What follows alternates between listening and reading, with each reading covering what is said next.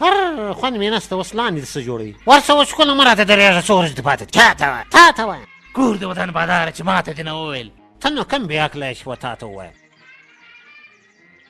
په کار خو دا و ښایستې چې پر دې هېواد باندې ستا باچایي وایي ما ته دا ښکاري چې په ټوله نړۍ کې به ته باچا دا لړګینک ګوره باچایي ګوره دی خو خپله پزه نسي صفا کولی ښه نو زه لړګینک یم خود دې پزه به دې در کوپه کړم ستا پزه اته دا راوښی دا لرګی څو فوټه دی اوس بیا معلومه کړو چې دا څو فوټه دی که د هر چا لاس د دې سر ته ورسېدی د چا سر هغه بریالی دی او د ښایستې د غوږ والی دی 3 څلور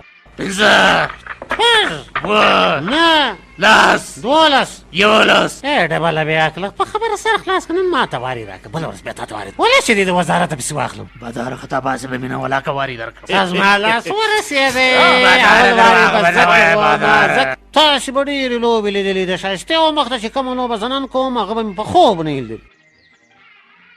اوس ورته ګوره ښایستې چې زه څو ګټې وړم ماما نه لوبغاړی دا څنګه در سپاته سو ګرد د ګټې تللې به ډېر سسلو هغه دی زه یې وینم دا دې راومیستی زما سره یو وار بل هم سته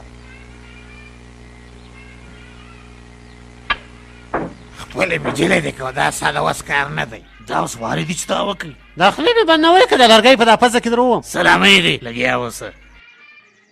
ځان ښکاره دې ګوره ځان به وشرموي الوی پزه دې راپیته کله چې زه وارې کوم د ګړونګو پزه مه راوړه و دې خورم او بېزوګی جیجي سترګې به دې در وباسم سر به دې رحمت کړی وای دا کارکولي دې ولې نه وای راڅرځولې دې دواړه ځانونه سره مړه کړئ خو دا زما وارې راکړئ ښایستې دې ګوره دا کیسه واقعي زه څنګه درته یوسم چې ومې نه شرمویه که مخامخ مې تر شا لګېږي لعنت